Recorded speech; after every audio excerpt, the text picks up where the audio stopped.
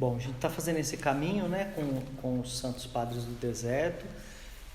Vamos trazer 4 pontos da espiritualidade deles, que nos é útil para o tempo que vivemos agora, né, para o século XXI. De manhã a gente viu a questão da presença de Deus e do deserto, tá? Então, e aí a gente vai continuar agora. Então, retomando, precisamos identificar essa presença de Deus que nos habita, né? Que faz parte de nós. E sem Ele a gente não viveria de jeito nenhum. De novo, pelo seu poder, pela sua presença, pela sua essência. E, no nosso caso, a graça santificante que foi dada pelo batismo e precisa ser mantido por um estado de graça. Anotei aqui para passar para vocês Atos 17 e 28. Em Deus nós vivemos, nos movemos, existimos. Atos 17 e 28. Então veja, lá no livro dos Atos dos Apóstolos, São Paulo, quando vai falar de Deus no Areópago, fala, olha, então, Deus abrange todas as coisas. Nós vivemos dentro dele, nós nos movemos dentro dele e nós só existimos com ele. Na missa também temos um momento que a gente faz a lembrança disso, que é o por Cristo, em Cristo, com Cristo, né? Ou seja, estamos envolvidos nessa presença de Deus e, como a gente viu de manhã, a gente precisa valorizar isso e colocar isso na nossa vida, né? Ajustar. Depois, o deserto, né? Vivemos no deserto do mundo, o mundo é um deserto, não pertencemos a esse deserto, mas nós também temos o nosso deserto interior e também temos os vários desertos da vida espiritual. Então, a essência do deserto é procurar aceitar aqueles que nos são dados, né? E procurar também produzir alguns pequenos desertos para melhorar a nossa espiritualidade, né? Como é esse que a gente está fazendo aqui.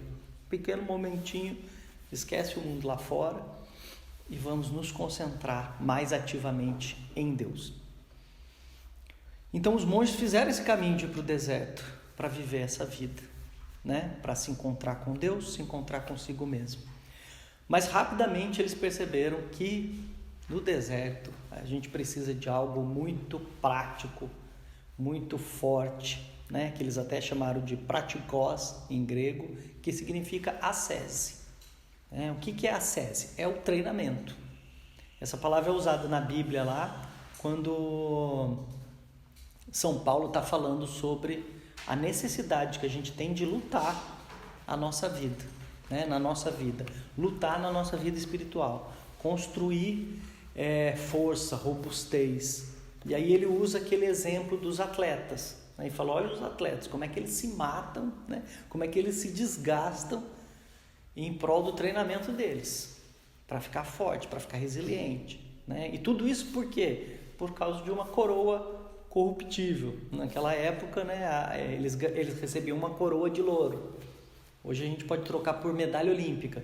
Então vê aí, pela medalha olímpica, o que os atletas se submetem, né? Um treinamento duro. Só que a medalha vai ficar nesse mundo. E aí São Paulo chama essa atenção, fala, poxa, se nós estamos lutando por uma medalha que não vai acabar jamais, que é a nossa vida eterna, então a gente precisa se esforçar muito mais do que esses atletas que estão lutando por algo que passa, né? Mesmo porque o campeão desse ano que vem tem um novo campeão. Ele vai ser esquecido, né? E aqui e no caso da vida espiritual, não. Nós vamos ocupar um lugar único. Então, os exercícios espirituais foram rapidamente colocados junto na vida dos santos do deserto. Eu preciso de algumas práticas que vai me ajudar a ser um atleta melhor, a suportar o deserto de uma maneira melhor, né? Ele tem esses dois lados. Por um lado, vai me ajudar a suportar o que eu preciso suportar, por outro lado, vai me ajudar a conquistar o que eu preciso conquistar. Tá lá em 1 Coríntios 9, 25. Se submete a um treinamento rigoroso. 1 Coríntios 9, 25. Os atletas se submetem a um treinamento rigoroso. São Basílio Magno, que veio um pouquinho antes dos padres do deserto, ele sintetiza aquele percurso que a gente viu de manhã, né? Que pelo batismo somos anexados a Cristo e aí a gente começa a viver uma nova vida. O que São Basílio diz? Ele diz que o homem é uma criatura que recebeu o mandamento de se tornar Deus. É forte, né? Forte demais, né? E ao mesmo tempo, no mundo de hoje, as pessoas confundem isso aqui muito, né? Quer dizer, eu tenho que me tornar Deus. Aí já começa a pensar lá em super-homem, heróis, né? Agora os heróis da Marvel. Então eu tenho que me superar, eu. Só que o caminho de se tornar Deus não é cada vez mais eu me impor. É pelo contrário, é cada vez mais Cristo se impor em mim. Então é um caminho negativo e a gente precisa entender isso, né? É um caminho que eu pessoalmente me esvazio para que Cristo ocupe aquele lugar em mim. Aquela semente que foi dada com o batismo precisa crescer. E ela só vai crescer se eu der espaço para ela crescer, né? Aí nós vemos uma outra ponta forte da ascese dos padres do deserto. É muito mais do que adquirir dons, é liberar espaço para Deus trabalhar. Eu preciso ser dócil à vontade de Deus. Eu preciso deixar que Deus fale comigo. Deus fala o tempo todo. Quem não escuta somos nós. Somos nós que estamos surdos para o que Deus fala. Então esse treinamento tem a ver com essa superação desse modo de vida que a gente tem e que foi dado basicamente por essa desvirtuação do pecado original. Qual é a base da ascese, se a gente for simplificar, né? Lembrando que nós estamos muito mais do que querendo imitar o que eles fizeram, tentar entender os princípios do que eles faziam para a gente poder aplicar.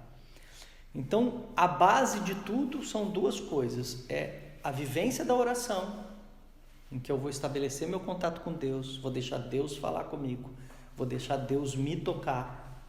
E as virtudes, que é fazer com que eu viva da maneira correta, né?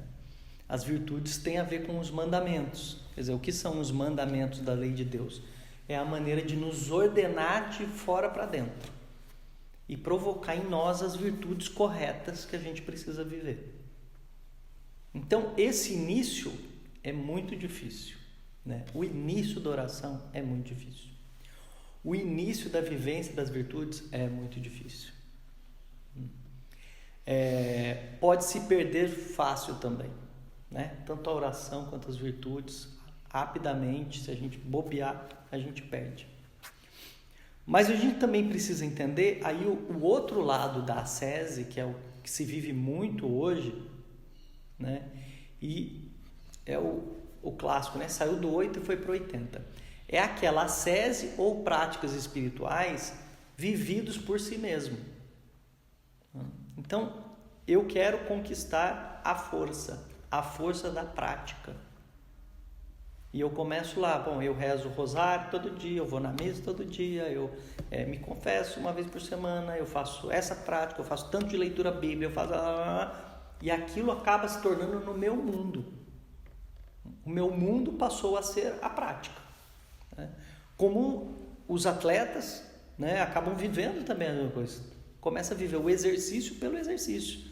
O exercício se torna um vício, né? E é natural que ele se torne um vício, aí falando de exercício físico, porque ele libera uma substância de prazer. E aí a pessoa vicia naquilo. Oi? Eu posso te contar um minuto? Pode. Então, Santa Teresa d'Ávila, quando ela ia adorar Jesus, existe uma passagem que ela fala que ela ia às vezes para a capela e ficava contando os azulejos. Uhum. Ali ela não tinha vontade, mas mesmo quando a gente não tem vontade, a gente não tem que se obrigar a rezar. Sim, tem. Por isso que eu falei que o início é difícil. Você não tem vontade e você precisa fazer, né? Ela ia, a entrega dela de ir para Deus era agradável, né? Mas com o tempo ela descobriu que ela precisava fazer mais, ela conseguiu viver mais. Eu estou chamando a atenção para o outro lado, para aquele lado que, à medida que eu pratico, eu fico tão feliz com a prática, que aí a prática se torna o objetivo, entendeu? Eu deixei Deus, de uma certa maneira, apesar de eu estar dizendo, não, estou fazendo por Deus, mas de uma certa maneira, na prática, eu deixei Deus e estou fazendo por mim mesmo, porque eu gosto de contar, entendeu? Ou para mim mesmo, ou para os outros, e falar, olha, eu vivo isso, eu jejuo 5 vezes por semana, estou exagerando aqui para entender que, mas a gente se pega nessas pequenas coisas. Você quer dizer que se torna rotina? Se torna uma rotina por si só. Então, sim, eu estou fazendo porque eu estou acostumado com aquilo. Mas cadê aquele sentido que estou fazendo porque isso favorece o meu contato com Deus, faz crescer o meu amor. Então, são as duas pontas. Não tenho vontade nenhuma, por isso eu não vou fazer, está errado, né? Por isso Santa Teresa ia na capela de qualquer jeito. Faço porque eu me acostumei com aquilo, ou porque aquilo se tornou parte da minha vida, se encaixou no meu hábito diário, né? E ótimo, estou ali porque aquilo me dá um certo prazer, de uma certa maneira. Então, esses dois extremos da ascese a gente precisa conciliar, né? Eu vou te perguntar uma coisa, embora esteja na frente a minha, mas eu acho que é o momento. Houve uma época que eu estava servindo todos os dias, comecei por amor, né? Todos os dias no santuário, todos os dias, às vezes até 2 missas substituindo o colega, né? E eu tive um problema de saúde, fiquei sem nada, sem nada. E Deus, nesse momento que eu fiquei doente, fiquei internada na CPI, Ele me mostrou que eu estava fazendo aquilo ali por rotina. Exato. Que eu estava mais voltada do lado assim, certinho, sair tudo bonitinho, os moldes, do que realmente participar do rito. Nesse caso, se encaixaria aí? Exatamente. Agora eu diminuí. Então, precisamos ter sentido, tá? Eu até anotei aqui, a grande diferença dos judeus para os cristãos, né? O que é o Antigo Testamento? O Antigo Testamento é o livro das leis. Para o judeu, e não tem nada de errado nisso, né? Não é uma crítica, é o modo como eles vivem. Para os judeus, basta que eu faça a prática. Então, se eu fui no cemitério, eu volto, eu tenho que tomar banho, eu tenho que lavar as mãos. A prática basta, né? Se eu tenho que dar o dízimo, eu vou dar o dízimo daquela parte, acabou. Não importa se eu estou dando com alegria, se eu estou dando com tristeza, não importa o contexto disso, né? Então, assim, o que Cristo veio fazer com o Espírito Santo é tirar uma lei de pedra e colocar uma lei no coração, né? Na prática, não existe mais lei, existe somente a graça, né? É aquilo que São Paulo fala, tudo me é permitido. Para o judeu, muitas coisas não eram permitidas. Para o cristão, tudo é permitido. Ficou mais fácil? Não. Porque tudo é permitido, mas nem tudo me convém. Então essa lei do coração, ela me obriga, né? Desculpa, não é a lei do coração. Essa graça que está voltada para o coração me obriga a dar sentido às coisas. E aí eu posso estar dando dinheiro para alguém, né? Vamos analisar o ato externo. Eu dou uma grande soma de dinheiro para uma pessoa. Do ponto de vista da prática por si mesmo, olha que caridade maravilhosa. Do ponto de vista cristão, se eu estou fazendo isso para aparecer, eu estou cometendo um pecado. Então, veja como saímos de um lado e fomos para o outro. Então, a lei do coração, né, a ascese tem a ver com isso. Eu preciso ter regra na vida. Sim, sem regra ninguém anda. Eu preciso ter práticas. Sim, né? Se eu não tiver práticas, eu não sobrevivo no deserto. O deserto me engole. Eu preciso ter normas, preciso. Mas eu não sou escravo das práticas, eu não sou escravo dos exercícios, eu não sou escravo das normas. E eu tenho que tomar muito cuidado, porque elas podem vir a me escravizar, né? Parecido com isso que você relatou. Quer dizer, eu acabo me enredando na situação e aí eu sou quase que obrigado, livremente, mas sou obrigado, né, a essa prática. Então, precisamos ter claro isso. Quer dizer, a ascese é necessária, a prática é necessária? É. Sem prática ninguém sobrevive. Mas ela não pode me dominar, ela não pode passar à frente, ela não pode me conduzir e principalmente, ela não pode se esvaziar e ficar somente uma prática. E aí eu faço tudo certinho. Mas na verdade, né, no meu coração, eu não estou fazendo mais nada. Eu perdi o objetivo daquilo. E por isso que acontece que muitas pessoas, de repente, chegam em determinado momento, até na vida religiosa, e falam assim: eu não sei o que eu estou fazendo aqui. Né? Continuo fazendo tudo igual, continuo fazendo tudo certo, entre aspas, né? Porque existe essa confusão. Preciso ter regras, mas não é a regra que me define. A regra, principalmente entre pessoas, é para que a convivência seja possível. Mas a regra não pode ser escravidão. Então, ok? Quanto a isso, ascese, preciso criar as práticas. De início elas são difíceis. E o outro extremo é que elas podem se esvaziar e eu posso estar fazendo prática por prática e aquilo não tem mais sentido. Então, preciso chegar nesse meio termo, que é o meio termo cristão. Aí, como exemplo, eu trouxe um trechinho aqui que fala sobre a oração. Então, Santo Agostinho falando aqui, tá? Dizem que os monges do Egito oravam muito, mas com orações breves e lançadas ao céu como dardos ou flechas, para que tensa e vigilante, muito necessária para quem ora, a atenção não se dissipasse nem enfraquecesse pelo tempo prolongado.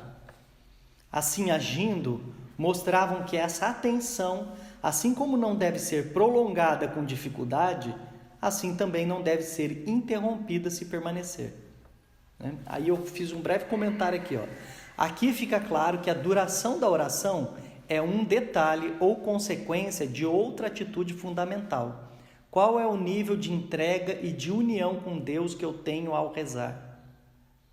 Se não vale a pena prolongar uma oração vazia, também não é recomendável abandonar a oração sem uma causa justa, se essa for viva e frutífera. E para não restarem dúvidas, entrar no emprego no horário, alimentar os filhos, estar presente na vida do esposo ou da esposa, são causas justíssimas e precisam ser equalizadas com nossa vida de oração. Aqui ele traz esse exemplo o que é a prática. Quer dizer, a prática ela tem que ter o sentido, né? Eu não consigo ficar rezando o tempo todo. Ótimo, aí os monges do deserto colocaram essa prática. Solta uma pequena jaculatória, né? Uma frase pequena, um trecho da Bíblia em que eu levanto para Deus, né? Dependendo da minha situação.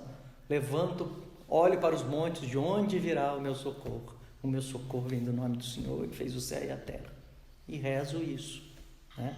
Ou algumas jaculatórias feitas pelos próprios santos padres, né? Senhor, livrai-me de mim mesmo. Essa é boa. Tem hora que a gente é o pior inimigo de nós mesmos, entendeu? Então, que eles faziam isso? Repetiam isso. Senhor, livrai-me de mim mesmo. Nessa situação eu estou querendo ser muito eu. Então, por favor, livrai-me de mim mesmo. E aqui ele fala isso. Então tá, eu não consigo, não vale a pena rezar muito tempo se eu perco o sentido. Não vale a pena eu fazer a prática se ela se esvaziou. Preciso readquirir isso. E o outro lado também. Nossa, mas se eu estou em oração e Deus está me tocando, então não é hora de parar, né? São Bernardo de Claraval mesmo falava, né, que quando nunca deixe de atender a Deus quando Ele te procura, porque depois também você pode procurar Ele não querer te atender. Então é isso, Deus nos visita. Quando Ele nos visita, opa, calma aí Deus, o que você quer? Deixa eu permanecer um momentinho em oração, né? Claro que Ele não é birrento como nós, né? E quando a gente procurar Ele vai atender sim. Mas vale essa jogada, né? Pô, eu quero ser atendido imediatamente, então quando Deus vem falar comigo, por que eu não atendo Ele imediatamente? Eu falo, calma aí. Mas, ao mesmo tempo, não podemos negligenciar nossas obrigações. Também é aquele outro lado lá que a gente conversou um pouco de manhã, né? Então, do deserto. Também tem obrigações. Então, por melhor que esteja a oração, poxa vida, chegou a hora de ir. Partiu. Né? Senhor, o Senhor sabe que eu tenho uma obrigação. Não estou deixando porque eu não quero. E aqui a gente entra em outro detalhe importante que eles viviam na ascese, né? Que a gente pode puxar dos padres do deserto. Eles faziam uma união entre oração, trabalho manual principalmente, né? E esse deserto interior e exterior. Então, eu rezo, eu trabalho, eu suporto o deserto. O meu deserto, o deserto exterior. A gente já viu, né, aquela Deus que me faz conhecer e que eu me conhecendo melhor, eu conheço melhor Deus, que vai me fazer me conhecer melhor ainda, e aí vai. Aqui também é o mesmo ciclo. À medida que eu trabalho, eu rezo, o meu trabalho também é oração. À medida que eu rezo, eu fortaleço o meu deserto interior, que vai me ajudar a trabalhar de uma maneira mais adequada e vai me ajudar a rezar. Fácil? Não é fácil, né? Tudo isso é um equilíbrio que a gente precisa achar, né? Um ritmo certo. Também não dá para girar que nem um peão doido.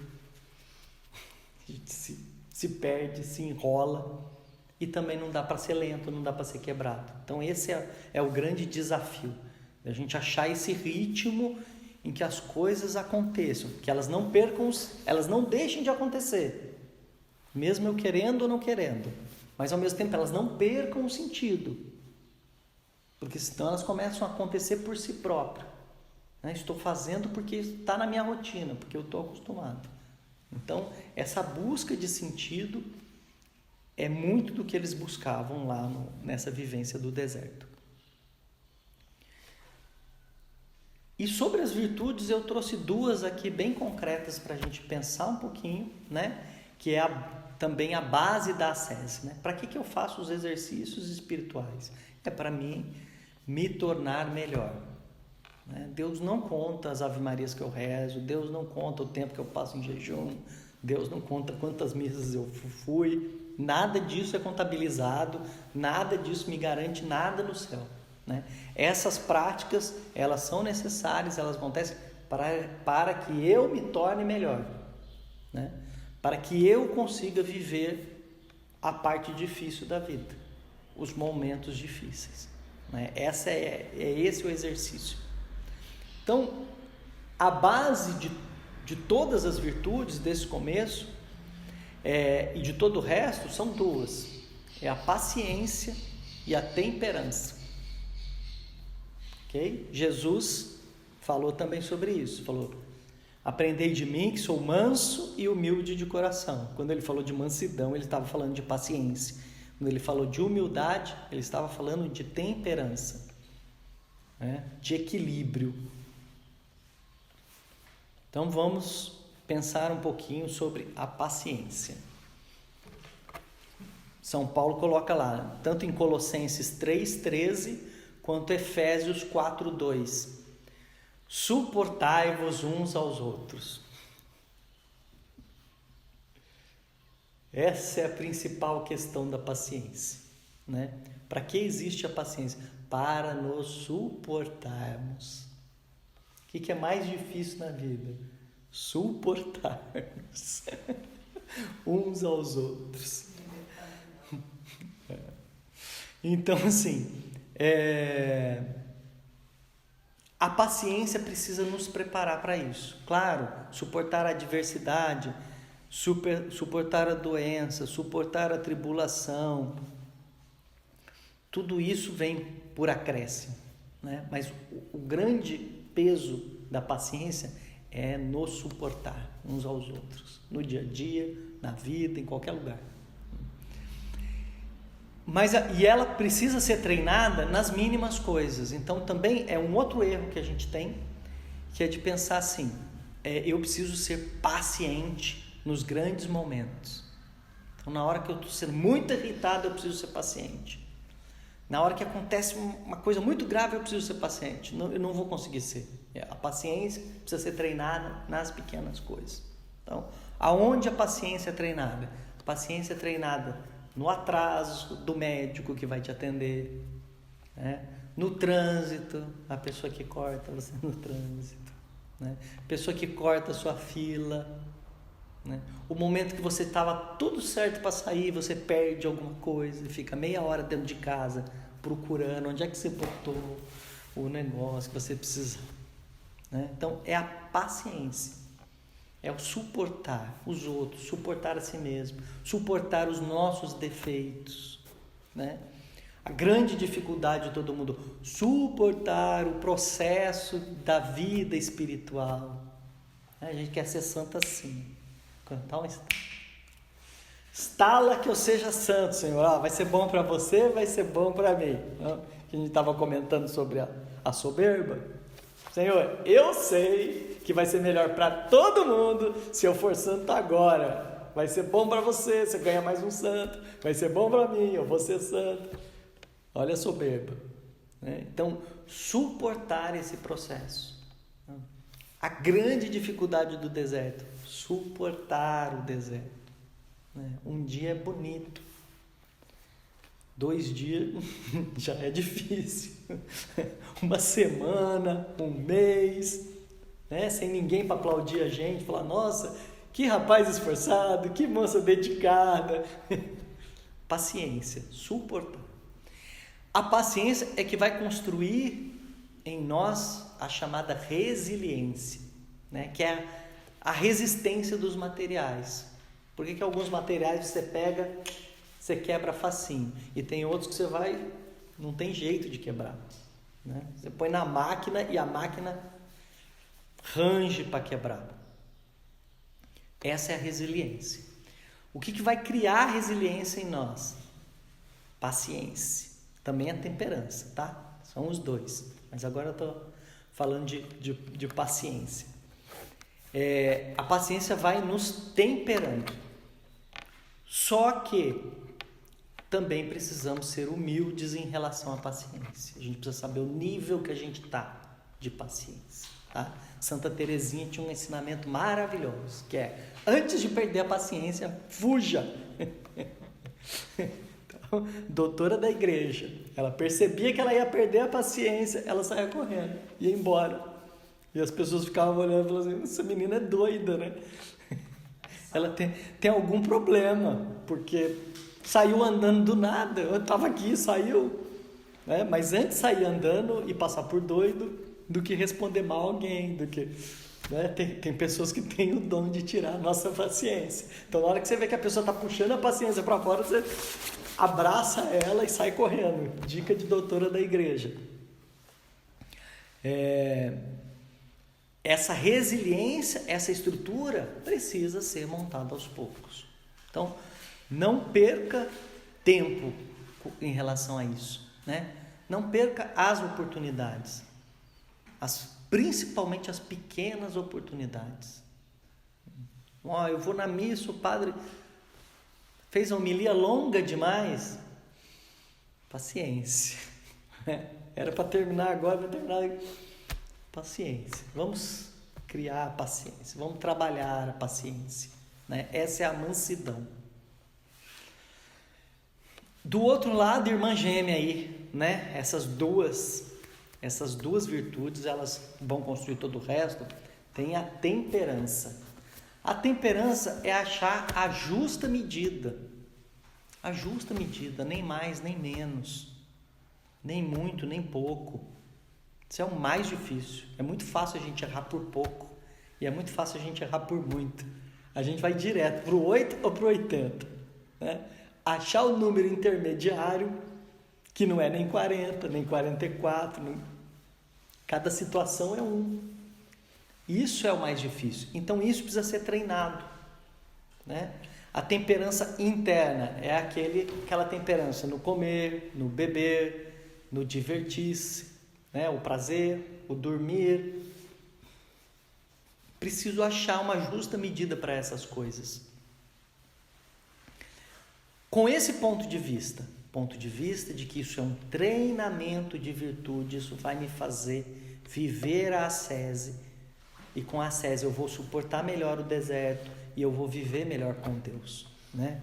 De novo, não confunda, porque hoje também se prega por aí uma temperança pela própria temperança, né? Eu preciso comer na medida justa porque eu preciso ser magro, né? Porque eu preciso, a minha saúde, tudo isso é importante, mas eu preciso ajustar isso como uma virtude, porque senão eu dou valor para algumas coisas e não dou valor para outras. Então a temperança é em tudo, né? A vantagem da temperança, assim como da paciência e de todas as virtudes, é assim: a virtude, ela é única, então não importa onde eu treine ela vai ficar mais forte no conjunto todo. Então, por exemplo, eu tenho muita dificuldade em dormir, né? Eu não consigo, eu durmo muito, é muito difícil para mim. Já comer eu não tenho problema, eu não como demais, não como de menos, ótimo. Então treine no comer, a justa medida, com o tempo você vai ajudar a dormir na medida certa também, né? Ou o contrário, não, eu não tenho problema com horário, se eu botar lá que eu vou dormir tal hora, acordar tal hora, eu consigo. Mas já comer para mim é um problema, porque eu tenho uma vontade de doce, ou então daqui a pouco eu vejo uma coisa gostosa, eu quero comer e eu fico beliscando o tempo todo, né? Preciso chegar nessa temperança também. Então começa lá. Bom, então eu vou regular meu sono, já que eu tenho facilidade. Então as virtudes em geral, isso é muito bom, né? Eu tenho pouca paciência com gente chata, mas eu tenho muita paciência para fazer pequenas coisas. Olha, treine nas pequenas coisas, né?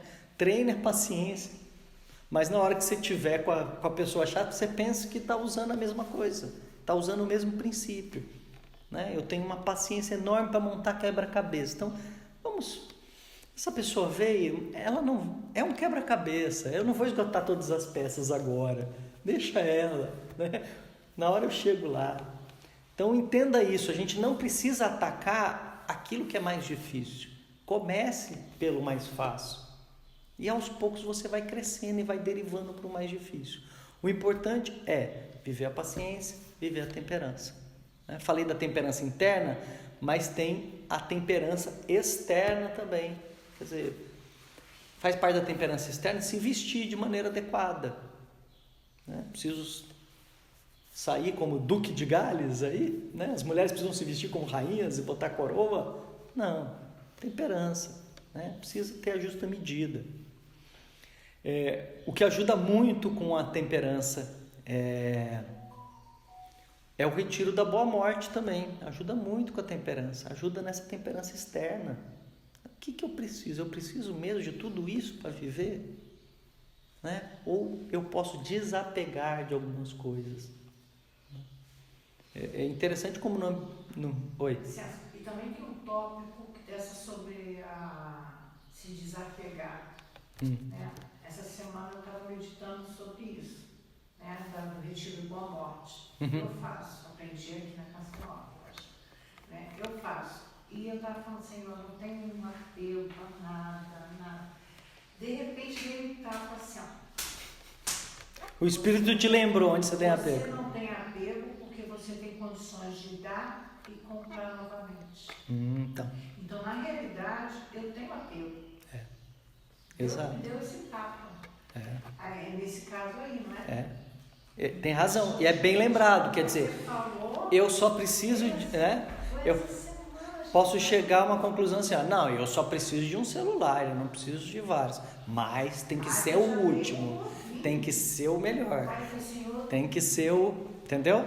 Minha cunhada quebrou aqui em casa, tinha um novinho, um mês na caixa. Eu dei pra ela. Eu não tenho apego aí. Não tem, porque você tem condições de comprar outro. Quero ver se você não tiver, foi o único que não tiver, quero ver você pegar e dar. Eu ainda não passei por isso. Preciso passar. Então é viver esse desapego interior. Não tem problema ter bens materiais e nem ótimos bens materiais. O problema é ser escravo deles. Então, a busca da temperança é sempre fazer essa pergunta: preciso? O quanto eu preciso? Ou o quanto eu estou apegado? Porque às vezes também, vamos usar o português aqui completo, às vezes é uma porcariazinha, é uma caneta quebrada na ponta, mas é a minha caneta. Santa Teresinha também fala disso, é o meu pincelzinho. Quando pegavam o meu pincelzinho, ficava irritadíssimo. E aí ela fez essa reflexão: poxa vida, eu deixei a coisa mais importante para mim, que era a minha família, e agora eu estou apegado num pincel de pintar quadro. Que nível eu cheguei, Por isso eu lembrei da frase do Padre Léo aqui também, Quer dizer, o céu é para quem sonha grande, pensa grande, mas tem a coragem de viver pequeno. Essa é a coragem da temperança, é a coragem de viver pequeno. O que eu preciso, o que eu estou apegado aí, o que é só meu, ninguém pode tocar, calma aí. A velha frase, caixão não tem gaveta, Então assim, hoje é muito lindo, daqui a pouco ninguém vai lembrar disso. Não vai ter importância nenhuma para os outros. Então sim, dentro da ascese, preciso construir paciência e temperança. Voltar sempre a isso. Como é que eu estou vivendo a paciência? Como é que eu estou vivendo a temperança? São Tomás de Aquino, na Suma Teológica, ele lista acho que 56 virtudes. A gente não precisa adquirir, procurar cada uma delas. Você vivendo a paciência, a temperança, ela constrói as virtudes. Então assim, a sequência é essa, Paciência, temperança, logo depois vem fortaleza.